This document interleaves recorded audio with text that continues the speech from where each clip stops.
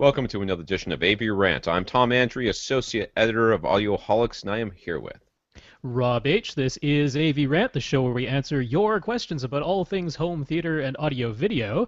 And I will not be here next week. Lee is already up and ready to go for this one. All right. That's good to know. Now, here's a question I have for you, because this is the most important part of this. Are you still going to do the topic list? Well, up to whatever arrives by Friday evening of this week. And then here first. Get it in by Friday if you want to answer next week. Because if you can do an hour podcast or less with Lee, I get to do an hour podcast or less with Lee. It was not. It was like an hour and 40 minutes. It was not. You were such a liar. How do you? Canadians have such bad memories.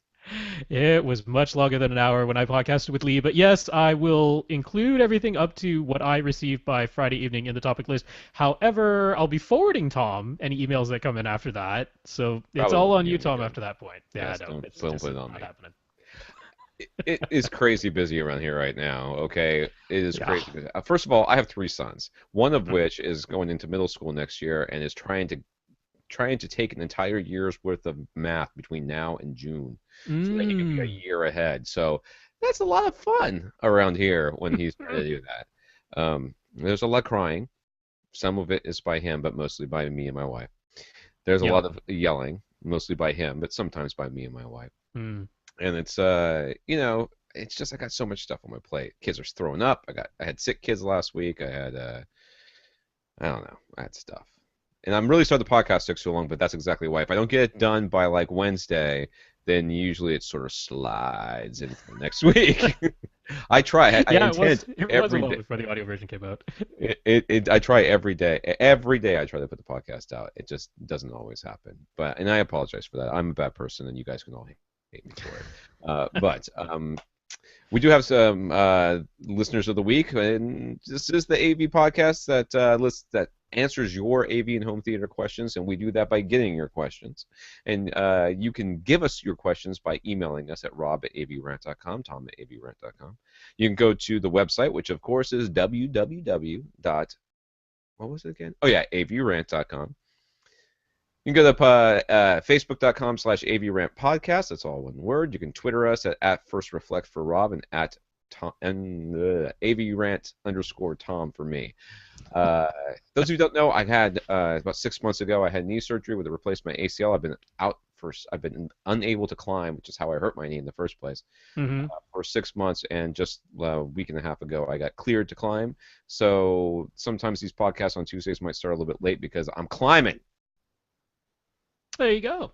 And I'm going to be hurting in very strange places tomorrow because of it. But that's just the way these things go. Congratulations for being able to get back up on the wall. So that's very nice. It is I wish I lived where you do, because you actually have mountains and I have alligators. I'll trade you some alligators for some mountains, because we got lots of those.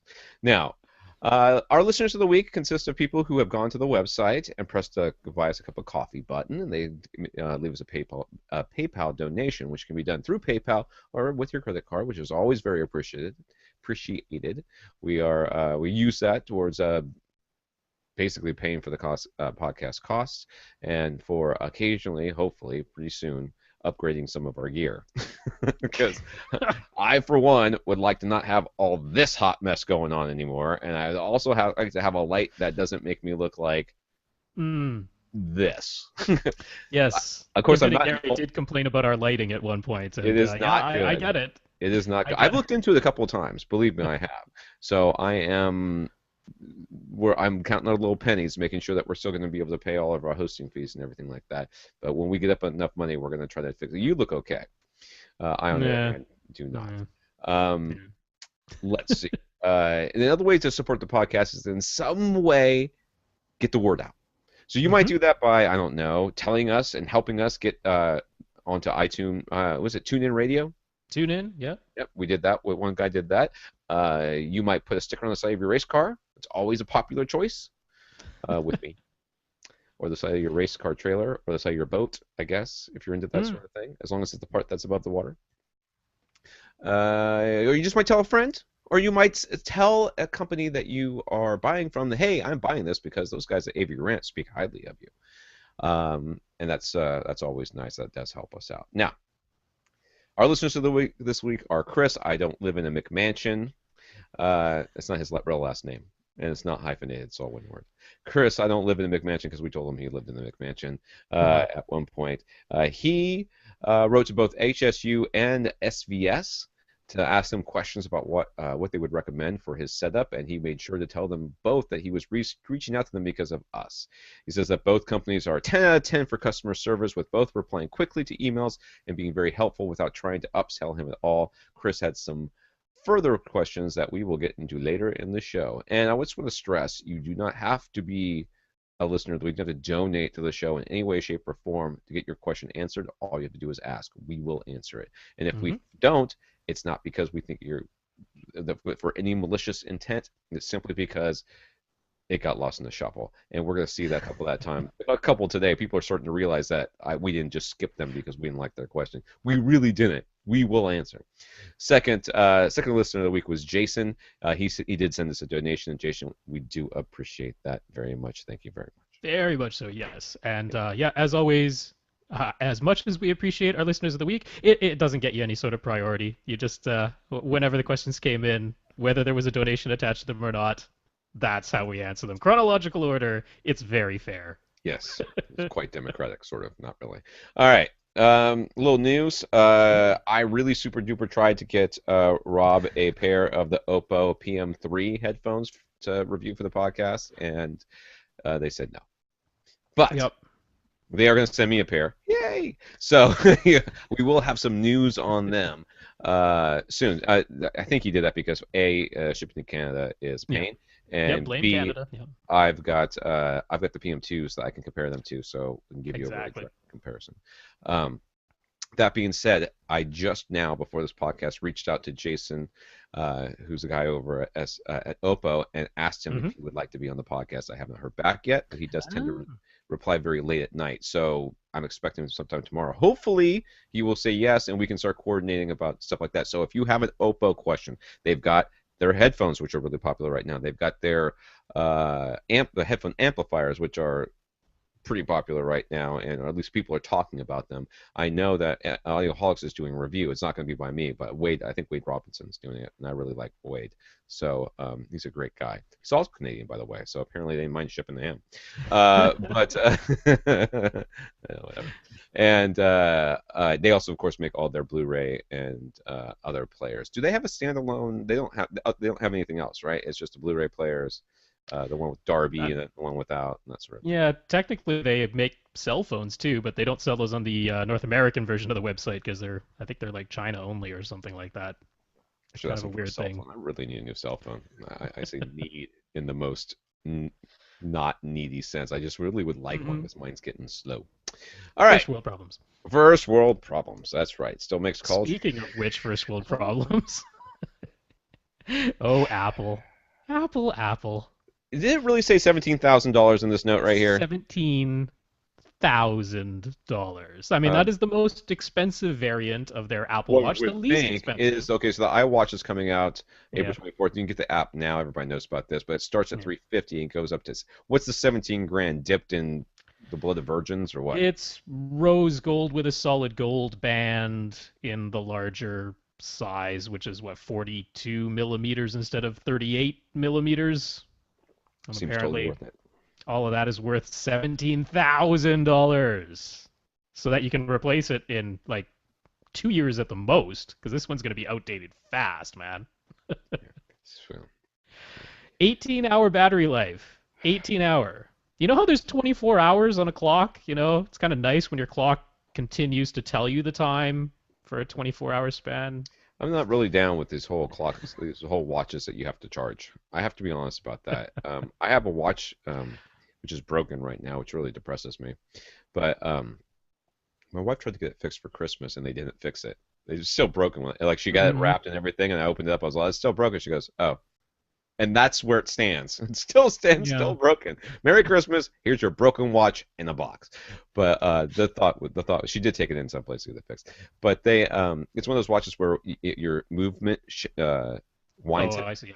Yeah, which is fine, great, as long as you're wearing it. When you stop wearing it, you literally have to, when it's time for you to start working, you put the watch in the right time, you have to sit there and shake it for a while. Like a while. Like a good while before it starts, having enough charge where you don't have to worry about it anymore. But yeah, plugging things. I don't know. Does it have at least one of those NFC chargers where you just like set it down Well, and not it really. charges on something?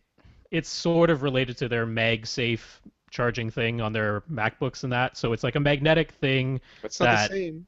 I know it's not the same at all. I want to be able to throw it in a box and it's charging without me having to do anything with it. There are people who sleep less than 6 hours some nights. And then there's all these like sensors that they have on the back of the watch that are supposed to be tracking your heart rate and I don't know what else, skin temperature, something, whatever it is. But they put all the sensors on the back of the watch that's actually touching your wrist. But that is also where the magnetic charging cable attaches, is the back of the watch. So obviously you cannot charge it while you have it on sleeping at night. So when are you supposed to charge this thing? I mean, one of the things people want to do is track their sleep patterns because a lot of smartwatches, that's one of the features. Can't do it if the time you're going to be charging it is overnight. So apparently you need $34,000. Yeah, you need two of them. Yeah. So that you can have one nighttime watch and one daytime watch. Because you want to be bling at night. Yeah. Clearly. I'm not getting one of these. I'm not doing it. On my wish list, no. I don't have an iPhone, so I'm sure they're not going to have an app for it for Android anyways, but whatever. I don't really care about the rest of this stuff. Well, we should mention the HBO news because that was kind of surprising. HBO Now, which is HBO's standalone, you don't need a cable subscription version. You can just get HBO all by itself over the internet for $14.99 a month. And the surprise was it's exclusive to Apple products for 3 months. That's what it wasn't announced for 3 months at the actual Apple press conference, but afterwards it came out that it's only exclusive for 3 months. However, right from the get-go, if you just log in on a web browser on a regular computer, you're going to be able to access it there. So I guess if you have an HDMI out cable from your laptop, you can still connect it that way. But things like Roku and Amazon Fire TV and that, they will not have it for 3 months. It'll be exclusive to Apple TV or iPad and iPhone. What will we do? Oh, wait, we won't care. Yay! Because 3 months is not that long. I think that we can suck that up. Should be able to make it, yeah. But $14.99 a month, which I think isn't that cheaper than just adding HBO to your cable package? Isn't that like $17 a month? I don't have a clue. I would not know because anytime they say stuff like that, like whenever they say, "Hey, you can add this to your thing for free for 3 months," I'm like, and then you start charging me, right? Yeah, but you can cancel it anytime. I'm like, yeah, but I won't. I'll forget. For like 3 months, I'll still have to pay for this crap until I remember. So no. And they're like, you don't want it free for 3 months? I'm like, no, I don't want it free. I don't want it free. I had the same thing when I signed up for my parents to have cable over here because when they moved in, they offered me a free phone, like the free phone line. I was like, no, but it's gonna be free. Like I understand that. It's gonna be free for a year. I said, I understand that. Yeah. No. So then it's gonna be there. You have to go through the hassle of disconnecting it. No. Better to refuse to. The people in the customer service get so like befuddled by this whole thing. They're like, but it's free for a year. Are you listening to me? It's gonna be. I understand it's gonna be free. We're all on the same page. I just don't care. Now, there's gonna be a MacBook, which looks kind of lame, right? Why does it only have a USB port and a headphone jack and nothing else? That doesn't make any sense. It's not even a regular USB port. It's a USB-C port, which is a mini one. It's smaller and it's reversible. Like it doesn't matter which orientation you plug it in. It can go upside down. Kind of like the lightning port. There's only one of them. It's also how you charge it. So you can't have it plugged into the wall and plug in something else unless you get some little breakout Y adapter. So no. All right, let's get on to the stuff that we really care about. Let's do that. From last week, we have Dan and Jonathan. Both Dan and Jonathan sent us an article from the New Yorker entitled Wizards of Sound that talks about a technology for Mayer Sound Laboratories that allows almost any acoustic space to mimic the ambience of a different location or selectively cancel unwanted noise. This thing makes me want to throw up a little bit in my mouth. Sorry, I had to add that. That part wasn't on there. I just added that. Anyways, it's an active system costing well into 6 figures. That's in quotes. That's what it said in the article. Using microphones, many microphones, and speakers. Dad just wanted our take, and Jonathan wants to know how long we think it might be before this system or something similar makes its way into our homes. He suggests that perhaps with how quickly computing power progresses, it won't have to be that long. But he wonders how we will react since we have often poo-pooed. You spelled that funny. Poo-pooed all over the DSP listening modes in AV receivers. He pointed to some comments from Mayor Sound where they described this. A psychological hurdle that many customers have about using DSP to correct a listening space. So the way this thing works, from what I can understand, because I tried to read a bunch of that, but that is just so full of hyperbole and Yes. Well, just I really mean, the New flowery. Yorker article was written like a New Yorker article, so yeah. Yeah, it was, and then I went to the website, and that was worse. So the way this kind of works is it's almost like, from what I can gather, they put up a bunch of panels to absorb all the sound or absorb a lot of it, and then they put microphones around to capture what sounds coming out, and then use speakers to play back something that is almost it is in essence a DSP, and that DSP is playing back the sound that you would have heard reverberated, but hmm altered it in some way to be either quieter or more easy to understand or less intrusive or more reverberant, so that sounds more like a specific space or something hmm like that. That's what I Or can kind of sometimes gather. an inverse wave to actually do sort of a noise Canceling. cancellation Yeah, type yeah, thing as to well. quiet Yeah. it down, hmm right? Which there's nothing, and they do that in restaurants. It seems like they're also doing it in like large concert halls or concert hmm halls, which it's easier to do this sort of room tuning, this sort of active room tuning, rather hmm than reconstructing the space to have it be less acoustically lame. Because sometimes these things are built to be beautiful and built the way they think that things are supposed to be, and then they start playing it and go, it kind of sounds a little weird. Doesn't sound hmm exactly the way we had hoped. So they do this to kind of, and then basically, from what I've read, like in some of these large spaces, the orchestra can start playing, and they can change the sound that's being heard in the space Right. on the fly with this computing. It's like, oh, we couldn't do this before. We had all this computing power. Now that we've got all this computing power, this sort of thing can be done. Um, yeah, I, hmm there's nothing technically wrong with it. The stuff with the big orchestra stuff bothers me way less than the idea that this might make it into a house.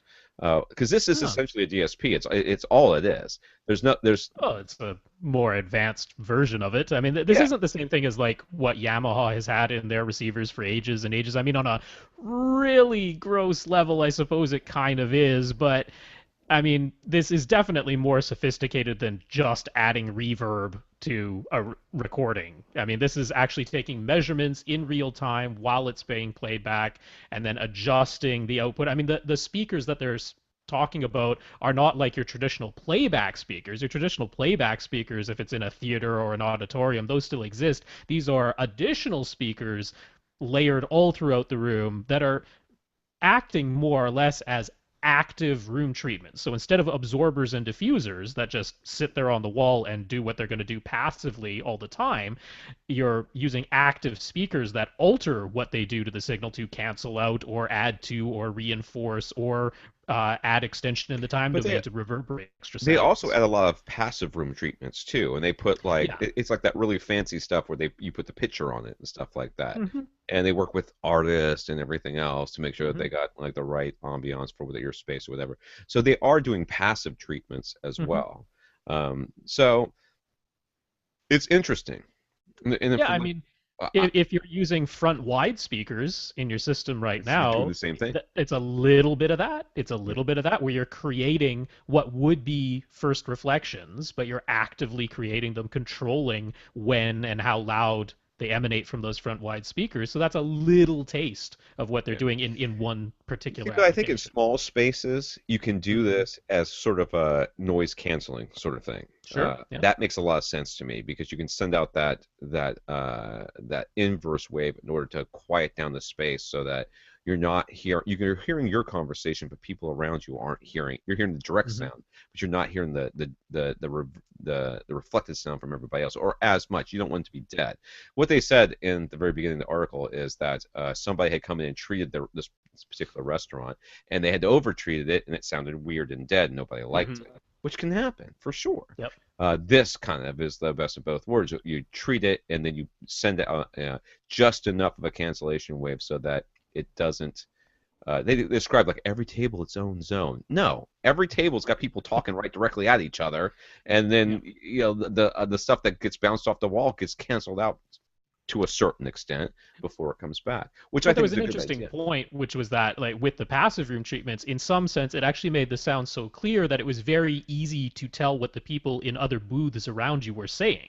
You could Absolutely. hear them very clearly, and that wasn't desirable because now you're hearing other people's conversation, not a conversation at your own table. So they use this active system with speakers and microphones, so it's picking up the conversations in the booths around you and then playing an inverse wave, mostly in the high frequencies, because they said they actually tried canceling it out totally, and that sounded really weird because then it sounded like you were in this tiny little booth, completely Yeah. closed off from everybody. So they canceled out a lot of the high frequencies, which basically nullified the consonant sounds, so you could tell people were talking around you, but you couldn't make out what they were saying. Like It's like, that's pretty cool if that's actually successfully being done in real time. That's yeah, not easy. That's a lot of absolutely. And processing then power. in the larger spaces, I think it's very interesting what they're doing. Now, I Hmm. just don't see personally uh, how we super duper need this in home theater. Uh, maybe in large theaters I can see it, but really in home theater, we're already got these speakers that are directly pointing at us the entire time. So, you know, at that point, whether you're gonna start putting in inverse waves like little tiny speakers that are really in between all of our other speakers, I just don't really see that this is going to have has an application for this. What I would call in the case of the spaces that they're talking about, near field stuff.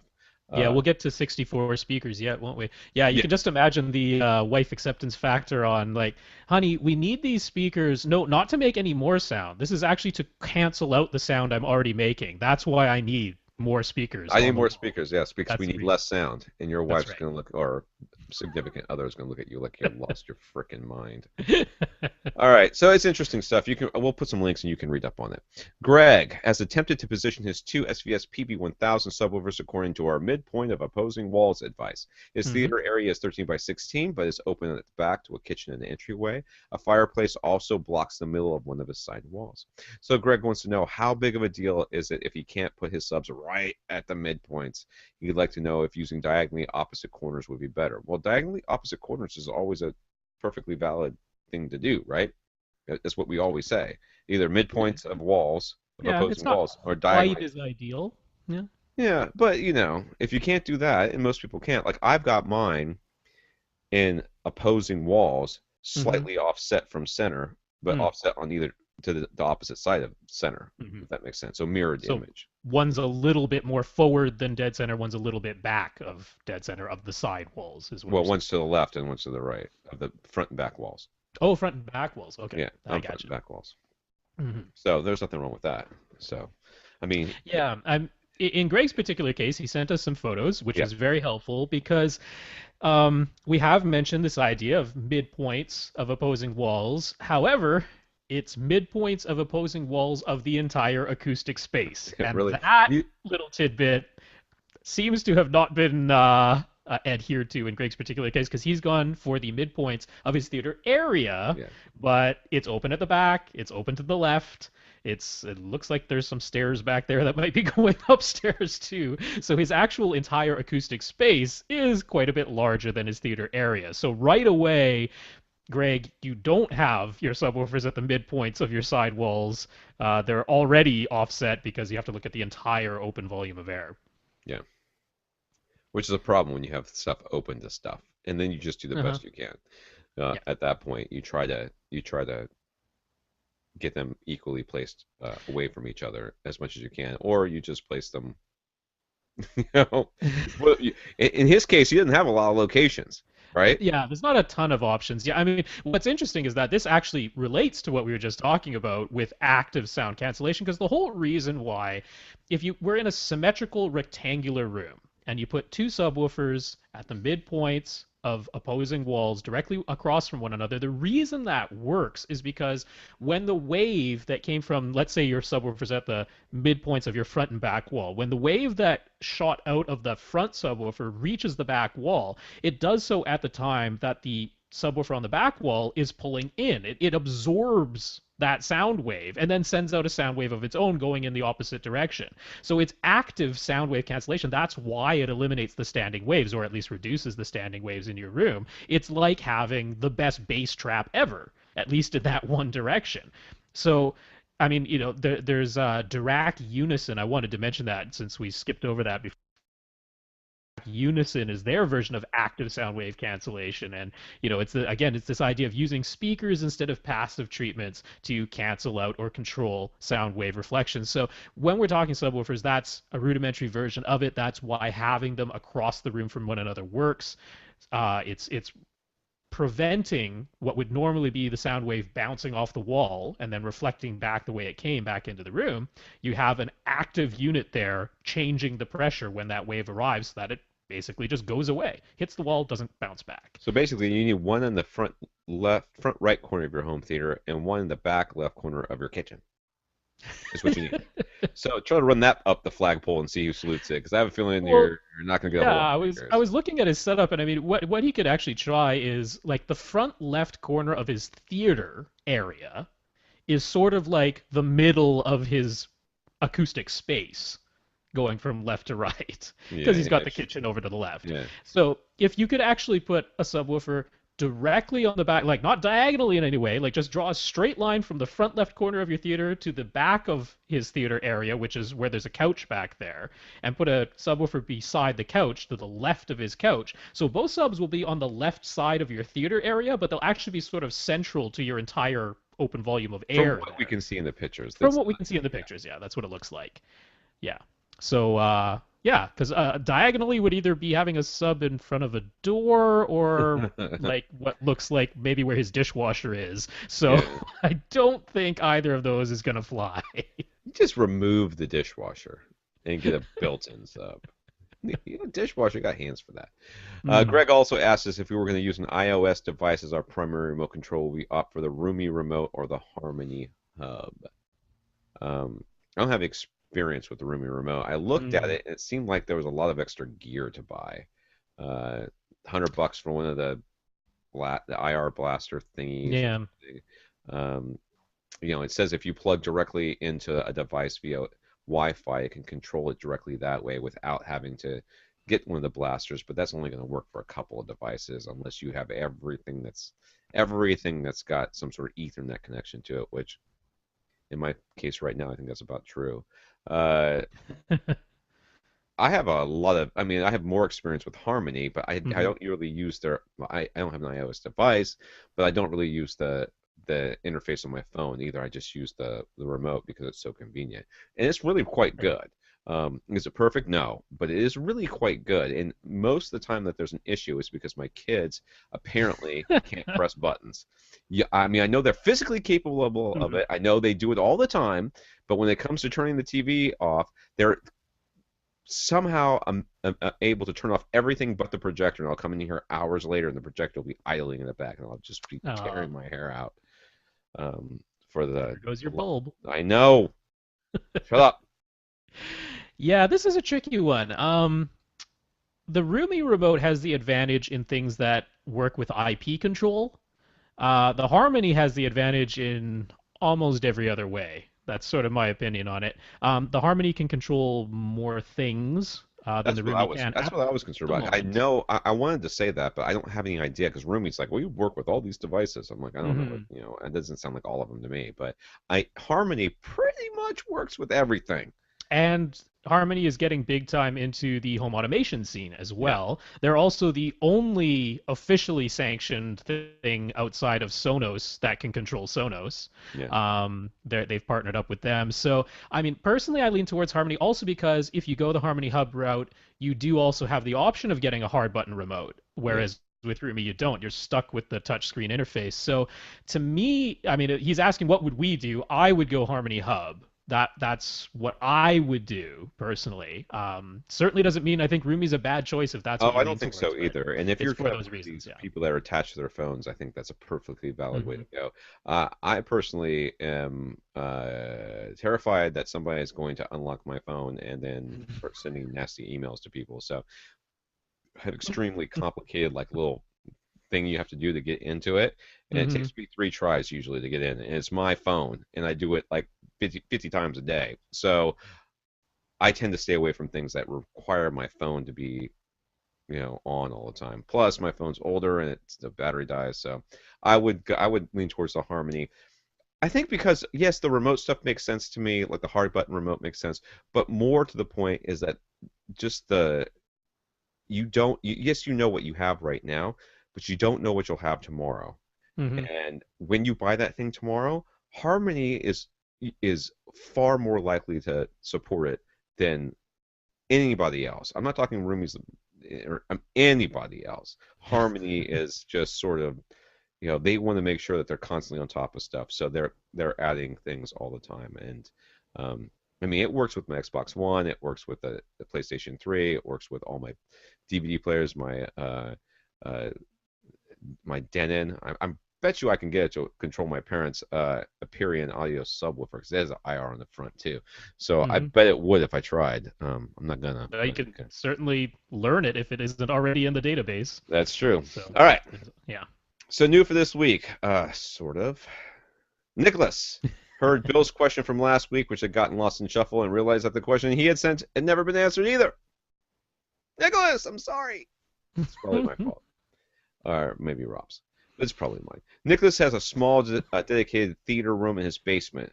I wish I had a basement. 12 by 13 by 7. He's got a 104-inch screen, a Marantz SR5008, and Canton Ergo bookshelf fronts, and dipole surround speakers. Nicholas wants his room to sound larger. Right now, he has the sensation that he's in a small room. He'd like to know. It sounds like he should get one of those six-figure thingies that we were just talking about. Now you can sound like you're in a Vienna concert hall. Do you have a Uh, $250,000 just lying around, Nicholas, so you can add more speakers, yeah, microphones, more speakers that are cancel out the speakers you got. microphones, and speakers all He'd around? like to know the best method of fooling his brain into thinking he's in a larger room. So what should he do? Add front height speakers, add surround back speakers, upgrade his AV receiver, and add front wide speakers or overhead Atmos speakers. What's the solution here? Surround back speakers, I don't think are your answer there, dude. No. Your room is far too small for that. Yeah, no, Uh, don't do that. that's actually gonna make that's just gonna confuse things. Okay, so when I first read this question, there's a couple of things that popped into my mind. Hmm. Maybe you're having a speaker issue, meaning maybe your speakers, for whatever reason, are not giving you that sense of spaciousness that you're looking for. You could upgrade your speakers. I'm not saying that's what you should do. You could. My second thing was you might be a great candidate for somebody who wants height speakers, whether or not that's getting an older receiver and just adding the height channels, or getting a newer receiver with Atmos or Oro 3D and putting some on the ceiling. Um, you may be a good candidate for that. Uh, my personal sense is I have a feeling you don't like your speakers as much as you think you do. That would be my thing. I mean, Yeah. that's my gut reaction is that I think you should go listen to some speakers and see if you can find some speakers that sound bigger to you. Now, I'm not saying that you need to get floor standards. I don't think bookshelves are in any way incapable of doing this for you. But I would guess. Now, he didn't say anything about having a subwoofer, right? But we're That gonna was not mentioned specifically, no. if that's the case, then if you do not have a subwoofer and you're using bookshelf speakers and dipole surrounds, you need to get a subwoofer right away, immediately, and that's probably your problem. But assuming you have a sub and it's a decent sub, meaning it's getting down to 30, 25, 30, I would guess that you don't like your bookshelves as much as you think you do, and you Hmm. might want to think about upgrading. Although all the other things he suggested, the Oro, the height speakers, the wide speakers, um, I think those might all be the case. He didn't also mention room treatments. If he's got it over damped, if he's There got you go. too much stuff in there, then it could be absorbing so many reflections that the room's sounding dead, which means it sort of starts to sound like the sound is very, very close to you. Oh, see, I had a completely different take. My thought here, my very first thought was you need room treatments. Not if you Um, over-treat it, though, Rob. That's what I'm saying. If he well, over-treated it, then you start. It does not feel big. It feels small. yeah, but undertreated in a small room is just as bad, if not worse, because you really get that sense that I am in a small room. Because your brain is programmed to use reflected sound to give you a sense of the size of the room in which you're situated. That's something our brain does. I mean, one of the reasons an anechoic chamber feels so weird is because there's no reflections at all. So our brain goes, where am I? I have no sense of where I am right now. Am I in outer space? Because that's the only thing that this might be. So yeah, my very first thought was maybe his room is too reflective, and being Could be. small, he's getting the very real sensation of, I mean, if you're just talking to someone, forget speakers and surround sound and all that, if you are just talking to someone in a very small room, you can tell that you're in a very small room if it's a highly reflective room, and you can tell when you're in a tile bathroom versus a nice big living room.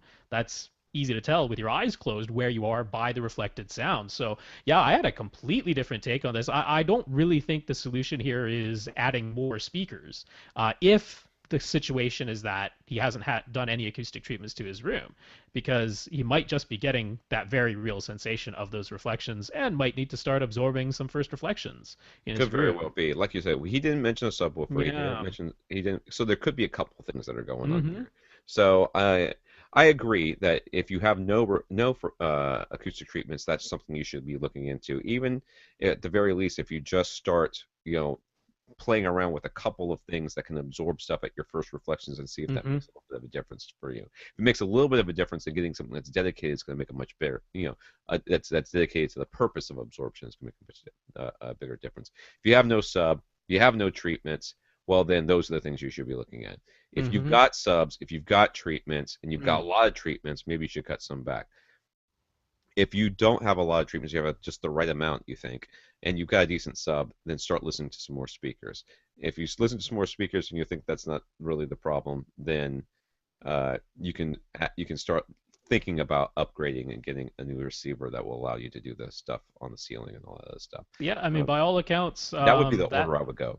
yeah, that Dolby Surround Up mixer, the thing that comes with Atmos, lots of people are genuinely enjoying. I mean, even particularly even with like two-channel music. They're saying it actually does a really good job of upmixing it and giving you that greater sense of ambience around you.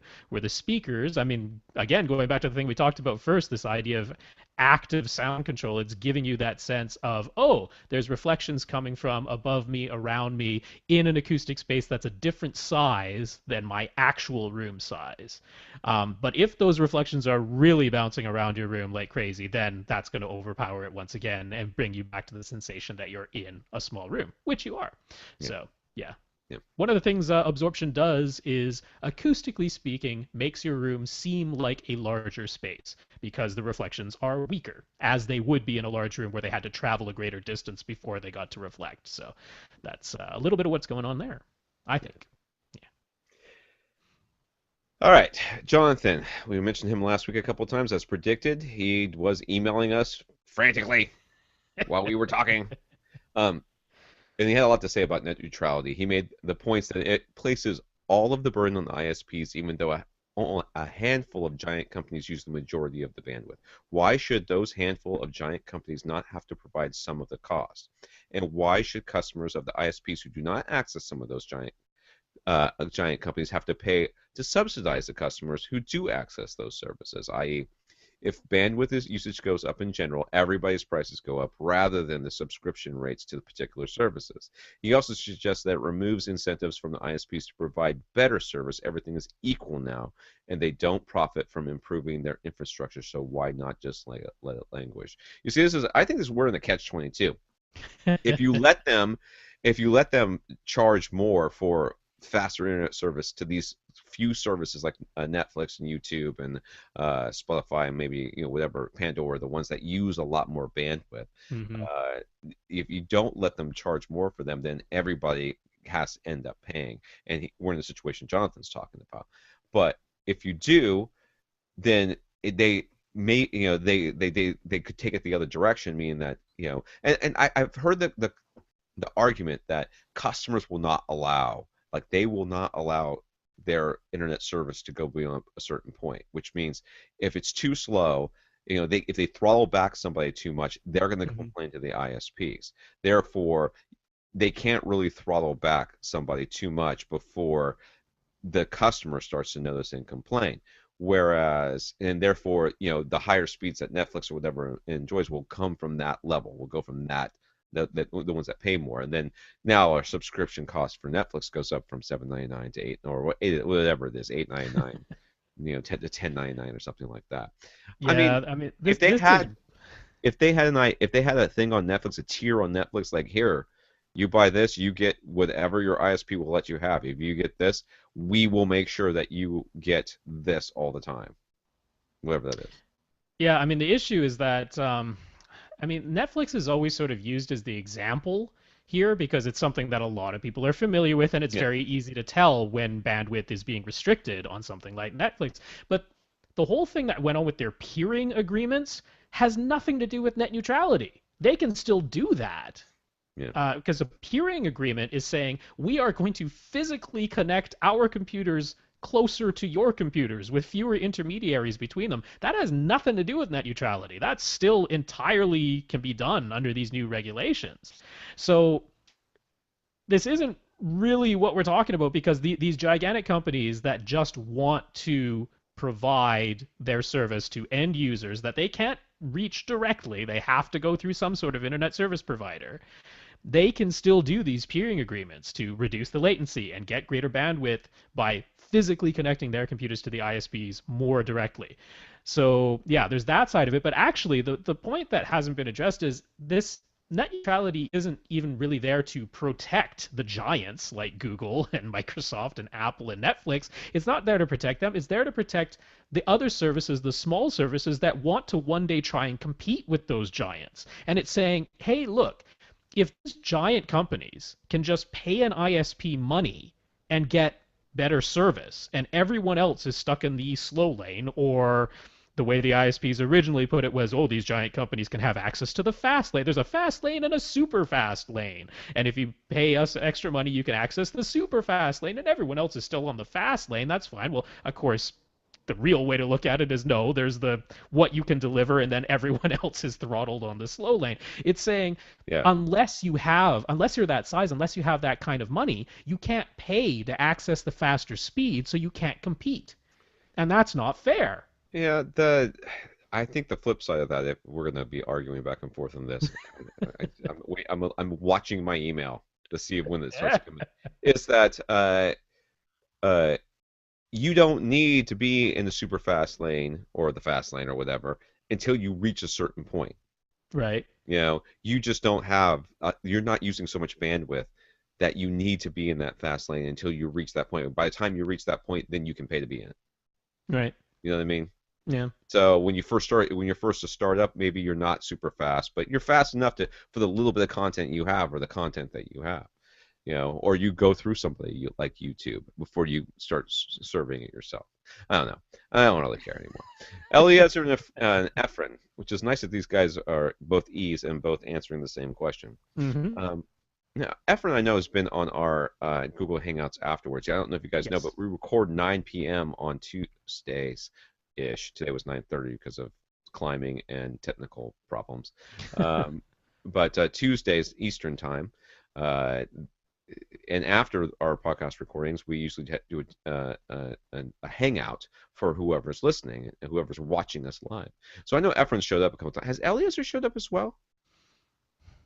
I don't think so. I feel really badly if he has, and I forgot. know, I do too, because I feel like they both have, but I know Efrain has. He has a couple. Yes. He has quite a few times, so I'm good with that. Anyways, Eliezer had a couple more suggestions for David for last week. David was the guy who was looking for headphones for his 2-year-old, especially ones that blocked out ambient noise for a plane ride or something like that. He suggested that Audio-Technica's entire line of noise-canceling headphones and the Sennheiser 280 Pros. The 280 Pros are $100. there's lots of Audio-Technica offerings that range in price. I think the lowest one is around $100. So Yeah, I had considered recommending those Sennheiser 280 Pros because they are a widely known, like DJs use them all the time, very popular for that. And they are a closed back and sealed, and they block out a lot of noise, and they sound very good, especially at their price point. I'd considered those, but I can't really say they're the most comfortable thing. They clamp very hard. it's 2-year-old head, Besides, dude. It's not that big. I Clamping hard is know, probably a good thing. maybe. I was a little iffy. That's why I didn't mention them offhand. All right. I wasn't sure on the comfort level All right. for a Well, there little you one. Yeah, go. they're good Audio headphones though. Technica, yeah, they're good headphones. Audio Technica is a really popular brand for a Yeah. good reason. I love them. I wish I could be wearing them right now, but lent them to a friend and he won't give them back.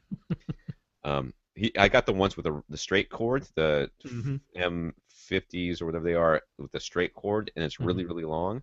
And whenever his kids are bugging him, he makes them plug those headphones into the receiver when they're watching TV, and he doesn't have to listen to them. All right, Eliezer and Efrain both wanted to help out Jay as well from last week regarding the new Led Zeppelin remasters. Eliezer says that the new versions do seem louder and more dynamically compressed. He's compared them to the 2001 Japanese versions, where he says the level of dynamic compression varied quite a bit from album to album. But his preferred versions are the ones that came out in 1990 that seem to have the least dynamic compression. He provided a great link to a site called dr.loudness-war.info, and it is a pretty good site, Hmm. where they chart the dynamic range of many artists and albums. I looked up Oasis, which was funny. In the case of Led Zeppelin, you can see a pretty clear trend on more and more dynamic range compression with every remaster. And we'll put the link up for that. Yeah, yeah. In addition to that, Efrain joined us in our Google Hangout there last week, and he linked us to a review which said the same thing. You know, they were saying they were specifically talking about the high resolution download versions, which I have to laugh at because they're like, oh, we digitized the original analog tapes at 192.24 and then remastered them in 96.24, and that's what you can download. I'm like, oh yeah, from the original analog tapes there, huh? You needed those 96 kilohertz frequencies for the analog tape. But in Clearly. any in any case, these are the high resolution 9624 downloads that they're reviewing, but they say, oh, we really like the sound. We think there's a really good remasters, despite the fact that they have less dynamic range than the CDs that came out earlier. And like basically, the chart that was shown in this dr.loudness-war.info site has it bang on. With every reissue, the dynamic range has shrunk. Now, I mean, they make the point dynamic range isn't the only indicator of quality. Otherwise, you could just measure dynamic range and say, there, the one that has the most dynamic range is clearly the best sounding, and that's not true. It isn't that simplistic, but it's a little disappointing to me that every time it gets remastered, they're like, yeah, just make the quiet parts a little louder and the louder Now, parts a little quieter there. one thing I didn't Just notice push it when all you look at together. that site is that the vinyl recordings often have better dynamic Yep. range, Hmm. which immediately goes to show you why people tend to prefer the vinyl. You know, they're like, vinyl is just so much better than CD. Yes, it's not because it's vinyl. It's because of the mix. And the There is mix, no reason a CD could not hold much larger dynamic yes. range. And No the technical thing that I reason. noticed was that if you go to Oasis and you look at Oasis, which I Googled on I searched on the lark because they're known for their dynamic range compression, and it is just a sea of red. But the ones that aren't red are all the live recordings. Oh, yeah. So they've got some with some pretty good dynamic range, and it's almost exclusively those live recordings where they couldn't compress it because then the sound of the audience would come up. That's true. Yeah, it wasn't done in the studio, wasn't done in isolation That's right. booths. It wasn't done in the sound booth, so the audience would be just as loud as Oasis, and we could not have that. Therefore, we need some dynamic range, and there it is. Oh, so if you're an Oasis fan and you're tired of people giving you a hard time about their compression, you say, "Well, I only listen to the live albums," and there you go. You know what I find funny? I follow some people on Vine, and like the people, singers and that, who do little 6-second clips on Vine. I'm like, holy cow! Listen to all the dynamic range when they're just singing live into their phone, like taking a selfie video of themselves into their phone. I'm like, listen to all that dynamic range in their voice. I'm like, they can actually sing. No Such auto a tune shame. either. So That's that's right. Yeah. all right, Nelson, over on Facebook, wanted to help out Jared from last week regarding his concerns about having his center speaker too low below his projection screen. Nelson suggested that the speaker itself can impact the illusion of where the sound is coming from by virtue of its dispersion and lobing effects. He recommends the Vandersteen VCC5 in particular, and we'll have a link for that. Like But a the key, $2,500 center speaker. dude, that I can't. It's got the worst picture ever. It looks like a I know. drawer. Like somebody pulled a drawer out of a chest of drawers and put it on the ground. That's what it looks like. I'm like, Mhm. how's that a speaker? Anyways, but the key is the vertical dispersion created by in the case of the Vandersteens at least, it's coaxial tweeter and mid-range driver arrangement that ensures wide and even dispersion in the vertical as well as horizontal directions. Okay, that's Nelson's suggestion. Yep. That's the weirdest looking speaker I've ever seen, though. I Yes, can't even figure out where the sound's supposed to come out. There's like two drivers going at angles, and there's foam or something or cotton in there. Really bizarre. Very odd. I don't understand it. All right. But in general, I do agree with this idea of having even wide dispersion in all directions. Because when you just think about it, isn't that how sound should be entering a room the majority of the time? Not. It doesn't come on two directions. It doesn't come from a plane, right? Yeah, It comes in yeah, all three. yeah. But I mean, even with our preferred driver arrangement in a center speaker, which is if you're going to be stuck with a speaker that has to lie itself down horizontally so that it can fit below or above a screen, better to have a tweeter above a mid-range, and then if you have other woofers, they can flank that tweeter mid-range stack, but don't have just a tweeter nestled between two woofers that are handling the mid-range, because then you get very poor side-to-side horizontal dispersion. You should actually still get pretty good vertical Yeah, the dispersion vertical should be with that fine. arrangement. Yeah. Yeah, but even with our preferred tweeter above a mid-range arrangement, you don't get perfectly even dispersion in the vertical plane. Now, upwards it should be fine. It's the downward where the tweeter is interacting with the mid-range driver below it. So I mean, you can always just flip it upside down if you have it up high, and then you're aiming it downward. So I mean, even that should still work just fine with that driver arrangement. But I do like actually coaxial drivers. I think they have a lot of benefits. The downside is intermodulation distortion, but as long as that can be And thermal controlled, compression can be an issue yeah, too, thermal compression too, yeah. which Hmm. which means basically they get hot and They then get they hot. don't move as well as they should. I mean, that's a fancy term for it, is what it is though. But that is a real issue with Mm. coaxial drivers that are not properly done. Now, I was never a really big fan because most of the coaxial drivers I had heard were lower end until I heard the Mm. Kefs, the Q Yeah. series. And once I heard the Kefs, I was like, okay, this can work. Hmm. So it's not bad. It's not a bad arrangement when it's done well. Um, Kris, as we mentioned at the top of the show, Kris wrote both HSU or she, whatever it is, She, yeah, is she? and SVS. SVS suggested the same thing we did: two subs at midpoints of the side walls of his theater area or diagonally in opposite corners. They also suggested that if he's able to achieve satisfactory bass at his primary seat with just one subwoofer, that he could go for the maximum output he could afford. What is Chris's deal? He's got the McMansion, right? He's the McMansion. That's the It's one where not the he's got one McMansion, but he's massive, the one we're calling a McMansion. humongous room, right? It's like 25 million square feet, 20, right? 25, about 25,000 cubic square feet, something in that range. Cubic Yeah. square? Cubic feet. Cubic It can't be cubic feet. square. Yeah, I'm not even thinking anymore. I But yeah, know, I'm 25,000 cubic feet. This podcast is not going to be 2 hours.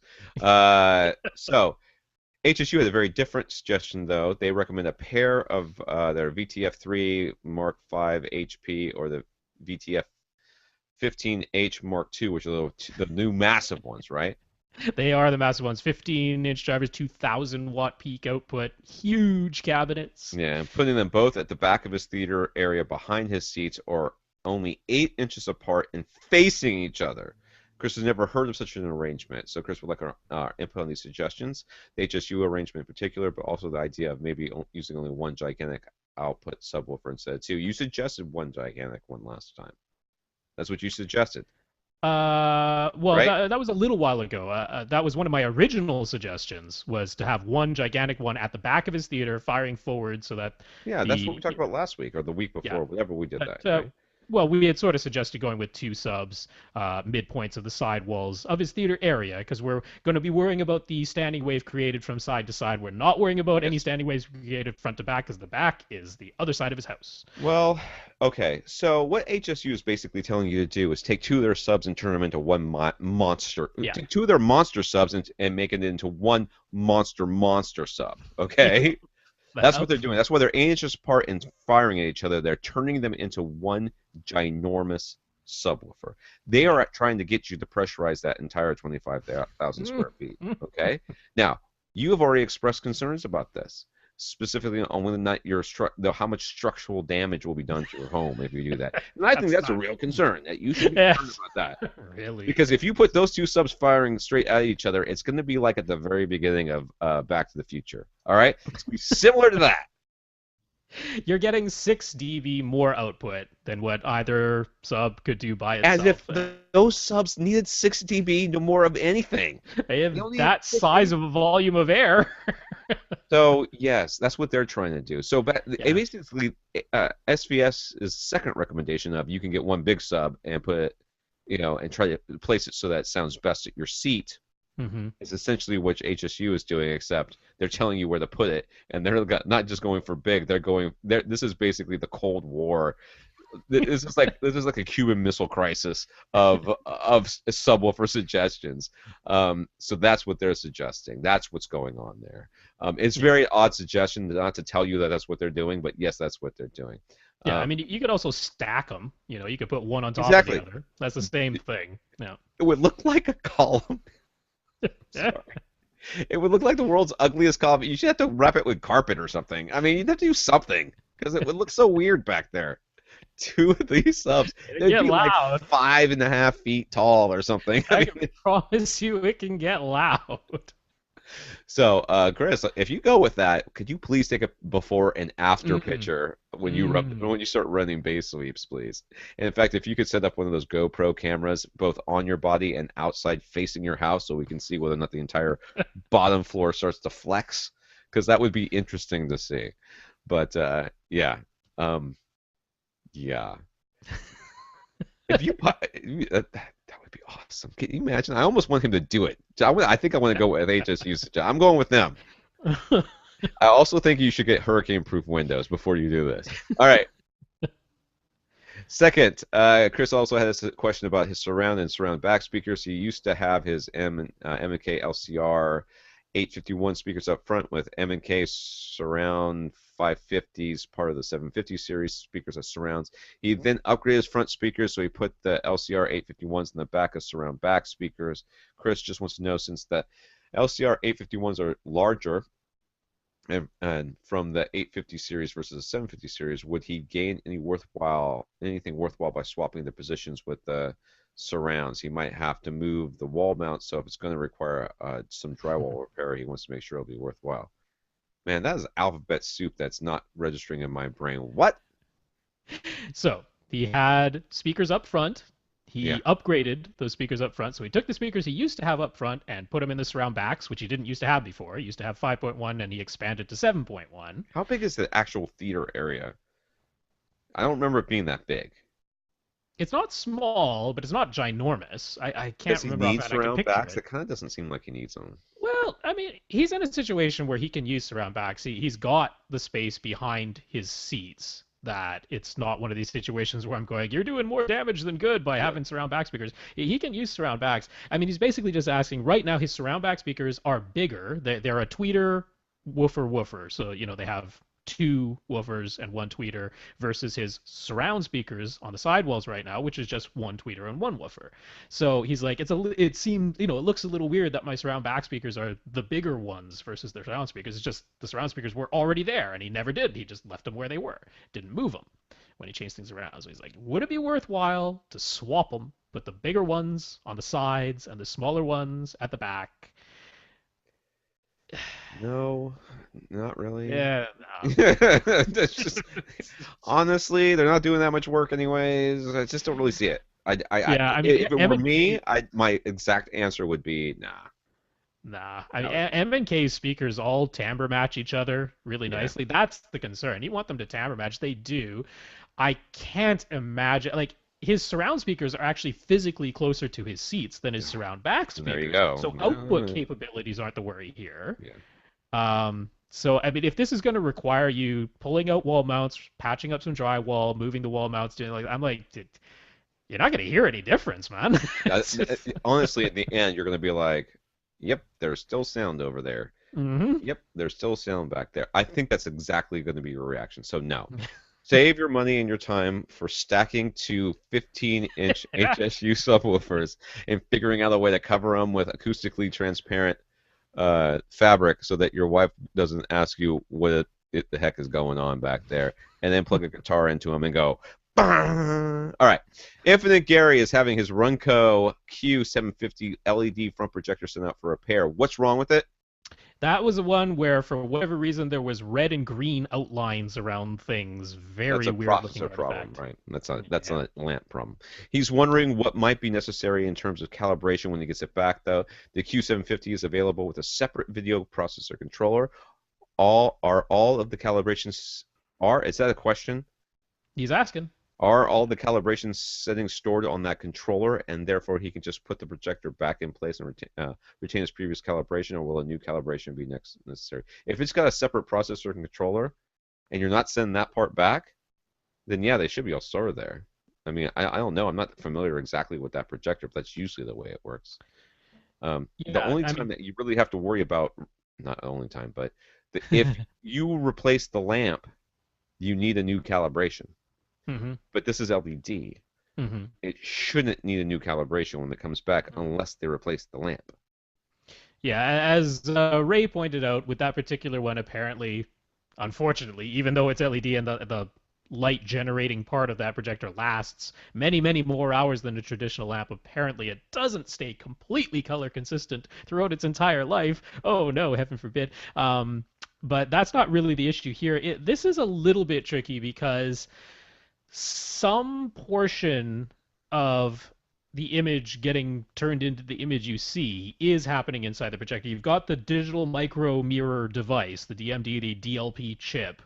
That's residing in the projector itself, as is the light engine. And something has to take the signal that comes out of all of your sources, translate that into a signal that the projector, that the DLP chip understands, and then the DLP chip has to respond. Now, if they've decided that what they need to repair is the projector and not this separate controller box, that means something's gone awry in the actual DLP chip itself, taking the translated signal and turning it into the image that you see. It's screwing up for some reason. It's That's what it sounds flicking. like to me. Yeah, it's flicking on its mirrors when it's not supposed to flick on its mirrors. It's supposed to be producing black outlines around things. Instead, it's producing red and green outlines. Something's getting all screwed up.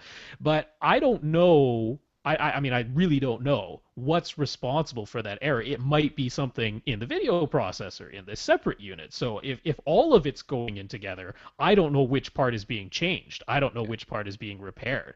And even if you're keeping the controller, but they're changing, like let's say they're swapping out the whole DLP chip, it shouldn't make any difference. But I can't say for 100% certain. I mean, this is a tricky one. The honest answer here is plug it in, turn it on, and see what it looks like. But this is Infinite Gary, and Yeah. God love him, it's not going to be good enough for him. No. So he's going to want to know for sure. Yeah. If it were me, I would turn it on. I would plug it in, turn it on, look at it, let it warm up for a bit, and all that stuff. Look at it and go, yeah, it looks about right, and be okay with my life. All right.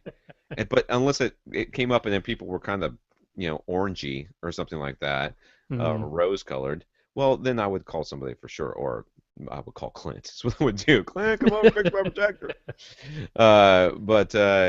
Yeah, I think Gary, knowing Gary, no matter what we say, he's going to want to have it checked. So we don't really know for sure until they tell you Yeah. what they were, Mm-hmm. they're going to give you some sort of report that says, we fixed this. Mm-hmm. Or hopefully they Hopefully. will anyway. I was gonna say hopefully, because maybe they Yeah. won't. If this is a warranty issue, they might just say, okay, it's done. Yeah. That's what they I did with mean, my. Xbox It's not 360. uncommon at all when things go in for repair. What you get back is actually a different unit. Like they just That's swap it out sometimes. yeah. So therefore, if you wrote down, you probably wrote down the actual Serial number? serial number. Yeah, you should have for insurance. With the amount of gear he has, I hope he's been doing that. Mm. Um, so you would want to check that to be sure when you got back. But yeah, go ahead and have someone check it out, dude. Yeah, I mean the point of having something like a separate controller. I mean, first of all, it gives you the option of, let's say there's a new HDMI version, which there will be. It gives you the option of, swapping out that controller unit to get the new version of HDMI instead of having to swap out your entire projector. If there is a new I don't know, maybe they'll be able to give you HDCP 2.2. Maybe they'll be able to give you a thing that expands, since the projector itself can show a wider color gamut than Oh Rec God, don't 709. throw false hope at I Gary. know. You're being I mean. know. Don't Well, be it's mean. because his video processor is separate from the actual light generating image Oh producing no. thing. It's just a translation box. I mean, that's the way to think of your separate video processor controller. It's a translation box. It takes whatever's coming out of the source and translates it into a signal, which is usually just standard RGB, but translates it into a signal that the projector itself understands. And then it's up to the projector to take that signal and turn it into an image. So if they're saying what got screwed up is the part that just takes the decoded signal and turns it into an image, then you shouldn't have to get that recalibrated. All of the calibration side of it should be stored inside In of the that box. separate That's video the way it's processor supposed to box. work. That's the way it's supposed to work. This is Yeah. BenQ, and I just don't know. I mean, we don't call him, ask him. Yeah. That's the real thing because we don't know. Byron, just wanted to update us on his broken 70-inch Sharp TV. He says he's been promised a replacement under warranty by Sharp, but it's been nothing but a month of delays. He was handling things through his authorized technician, and for the first time in that technician's 10-year experience, Sharp has now refused to issue service via the technician and will instead only deal with Byron directly. Then, of course, they don't respond to any of his calls or emails, and no managers ever seem available. So he will gladly take the replacement TV if they ever send it to him, but Mm-hmm. he will never, I repeat, never, buy a product from Sharp again, ever. Yeah. Sad. I'm sorry, dude. That is a sucky situation. I'm very sorry, Byron, because that's not That's not fun. good, dude. That's not good. Yeah. And I don't know if I ever really talked about this on the podcast, but when we were in Australia, my wife, well, not my wife, but we had bought some tickets to come home for Christmas. It was like we'd been there for about 2 years, 2.5, well, we'd been about 2.5 years, and we wanted to come home for Christmas, so we saved up a bunch of money. This was our own money, and we planned on coming home for Christmas. Well, about 2 months before maybe 3 months before we were supposed to come home for Christmas, my wife's manager, who let's just say she was not the best person that has ever walked this earth, decided that instead of us going home for Christmas, we should just go home and stay there. And that was how it was presented to her. Maybe you guys shouldn't come back. Okay. Well, that's not the same kind of ticket, number one. We Number invite two, you to not return. yeah, number two, uh, we weren't ready to go home right then, and we had leases and stuff we had to deal with and all that. Yeah. And we wanted to do some traveling before we left. So my wife called, I think it was Expedia, and said, "Listen, this is the deal. We want to change our tickets." And the person on the phone said, "Sure, that's no problem. We'll do that. Let's go ahead." And they started doing it, and my wife's phone died. So she was like, "Well, it's no big deal. I called. It was easy. Right. I'll call again tomorrow when my phone's done." Right? Yeah. Months, Byron, months of my wife literally crying on the phone to get Mm. people to try to help her to change these tickets. It was brutal. And she finally, literally, I'm not even joking. When we left to go traveling around Australia, it was unclear whether or not we had tickets to leave that country or not. It was still Jeez. unclear. It wasn't until we got to Adelaide, and that was 2.5 weeks later, that we walked into a travel agency and got them to change them for us. It was absolutely insane. It was completely insane. It was probably the most stressful thing ever. So to say that I understand Byron is not an understatement. It can absolutely make you want to tear your hair out. Yeah. I empathize too. Yeah, I went through the whole thing of before I got my home theater recliners from Elite Home Theater Seating, which is like a local company. So that was great. I could drive over, watch them make that in their because they make it on premises. They have their Nice. warehouse right there where they physically make it, and then watch them put it onto the freight truck to bring it the 18 blocks to my place. Now they're expensive, man. Oh man, are they expensive? But after the experience I went through, ordering Palliser seats through an authorized retailer who happened to be in Ontario, same country, but it's all the way across the country, and those charlatans, holy cow! I mean, so yeah. I mean, these type of experiences They can lots of us have sour gone you. through them. You're Yeah. not alone on that, but it's awful when it happens. And I just think, why? Just be human beings for Yeah. Pete's sake. Like, I mean, just fix the problem. we spent 20 grand or something like that on plane tickets to come home. It was something. I mean, it wasn't maybe 12 grand or something like that, but it was a ridiculous amount of Yeah. money. And to be treated the way that they treated us was just insane. Like, Now, doesn't it take up more of their time too? yeah, but every Like, second they delay is one more second they have your money. So there I you go. guess, yeah. All right, on a happier note, Byron was just realizing that AV Rant has been with him throughout his career in the U.S. Navy. He started listening to us when he was an ensign. Now he's a lieutenant. And if we keep going a while longer, he'll be a lieutenant commander. Saluting you, dude. He'll also be listening throughout multiple deployments. So he says that if he can just get a deployment that takes him west across the Pacific, AV Rant will literally have circled the globe with him. So actually circled the globe with me as well. But yay, you too, dude. Welcome to the club. I don't know that we should give it a name, but it's a club. I don't know. Uh, Were you actively listening whilst traveling all the way around, or did you just hop from point to point? Because he says he's listening like 10, 15 minutes a day, every day. So it's actually like as he's moving moving around. across the That's pretty cool. oceans, That's it's pretty cool. being played. 10 to 15 That's very minutes a cool. day every day, you would be at least 6 months behind with just Rob and I talking for 2 hours a week. All right. Jordan. Last week, Jordan asked if it was important for surround and surround back speakers to perfectly match his front speakers. He wound up snagging another pair of his energy speakers for only $56. So now he's using them as just surrounds, and he's moved his monoprice speakers to the surround back positions. The Bose 161s have been decommissioned. I'll give Not a you bad choice, dude. I'll give you Gene's address. You can send them to him. And Jordan is very happy with the sound. Now he's looking at a subwoofer situation. He's using an Energy ESW8. Whenever I see the number 8, it makes me cringe a little bit. Which he says was a big and very noticeable upgrade from the 8-inch Pioneer subwoofer he was using before. Sad. He'd like to know if the SBS SB1000 would be the same sort of difference and worth the money. Oh, hell yes. You are going to regret ever telling us that you like that energy. You're going to be like, oh my god, Well, it was just like that time I said I like that Geo, and now I'm stuck with that forever. No, seriously, dude, I'm just messing with you. But yes, this is going to be a massive upgrade. I want to be a little careful because he is talking about the SB1000. That's their sealed box. It's their least expensive, smallest sub. And I don't know Jordan's room size. I mean, the SB1000 legitimately is a sub that is not meant for big rooms. It's meant for small rooms under 1,500 cubic feet, enclosed, not your theater area, your actual entire volume of air. That's true.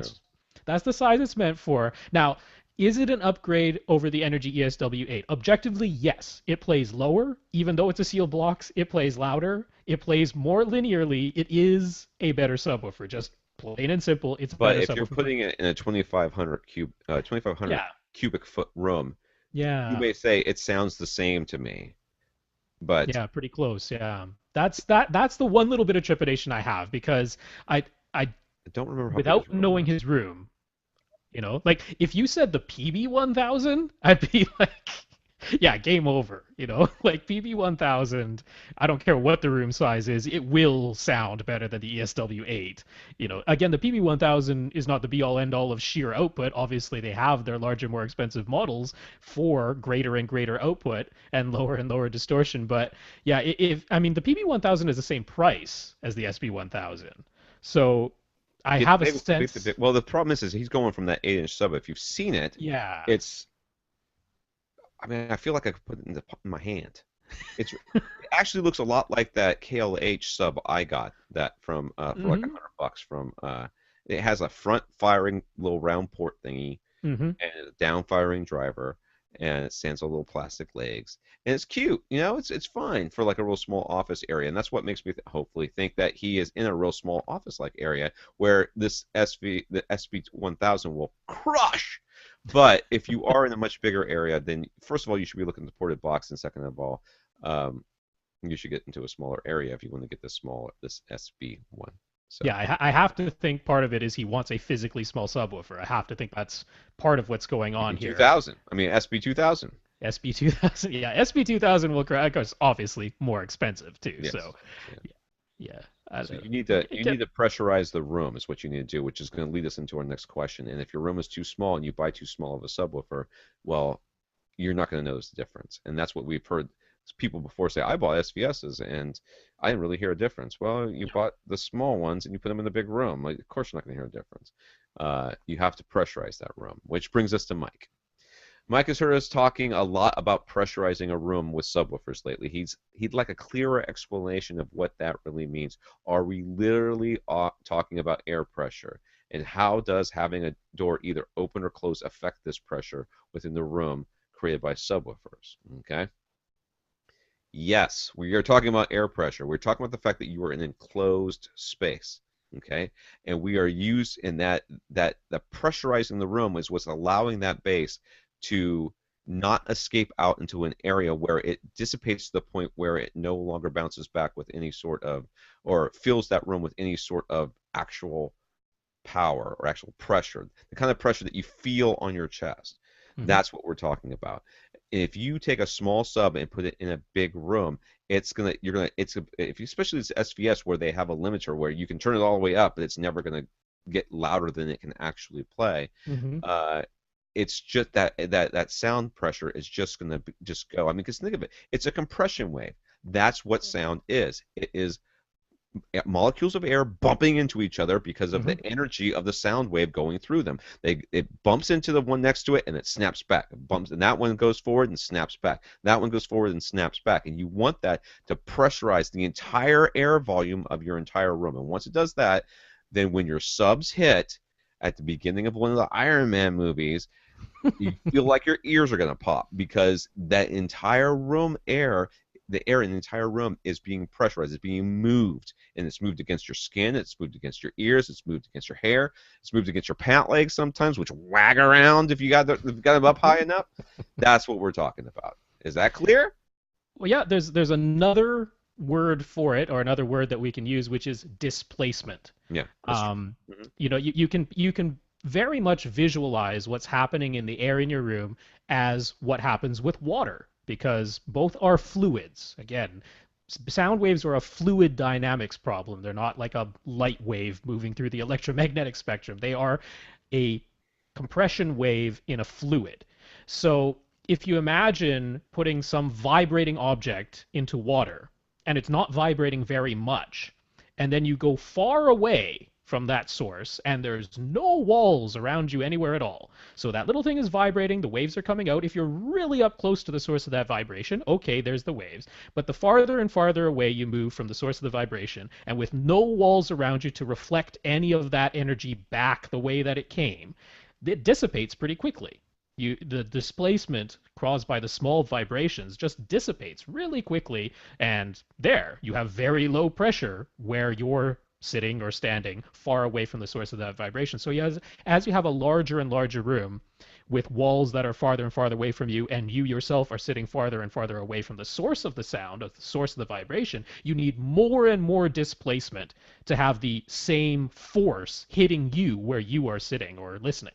So that's what's going on with the pressure. When you have those walls, some of that energy hits the walls, reflects back into the room, and it gets contained in there. So when you open up a door or open up a window or have a permanent opening to another part of your house, it's the same thing as what would happen if you opened up an opening to an enclosure with water.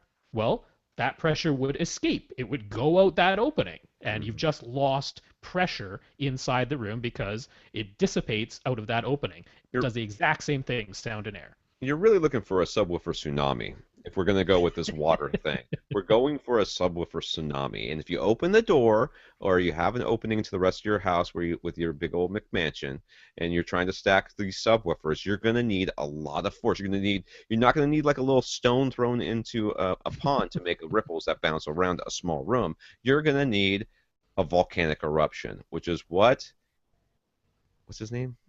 Kris is going to have when he gets his dual 15-inch subs from HSU and turns them on, and his neighbors explode. Like, just literally, they just explode. His neighbors just explode. Like, what happened? Spontaneous combustion? No. Subwoofer tsunami, baby. That's what happened.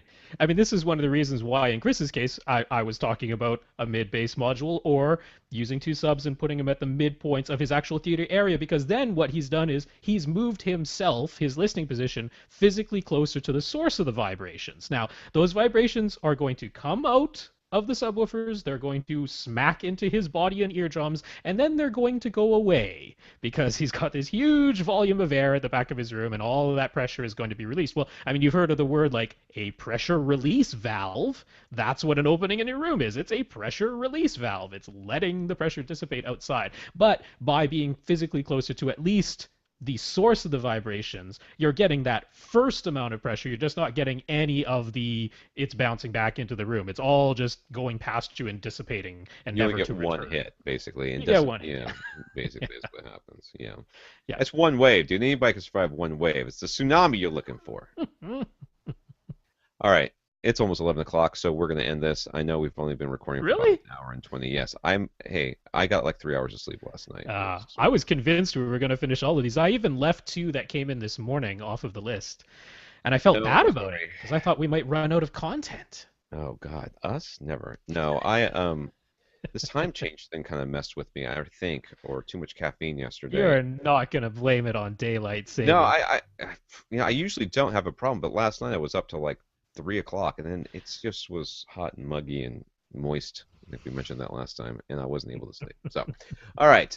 First of all, let's go ahead and thank our listeners of the week. We've got Kris, I don't live in a McMansion, and Jayson. Thank you guys very much for supporting the podcast. We really appreciate it. If you would like to support the podcast, you can go to www.avrant.com and click on the Buy Us a Cup of Coffee link, or you can just tell a friend or tell somebody or do something. I don't know, put on like an AV Rant costume and go run around. How about a tattoo? Don't get a tattoo.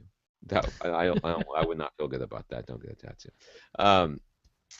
But if you would like your question answered, you need to contact us, and you can do that by emailing Rob at avrant.com, Tom at avrant.com, website, facebook.com/avrantpodcast, or Twitter at First Reflect for Rob or at avrant_Tom for me.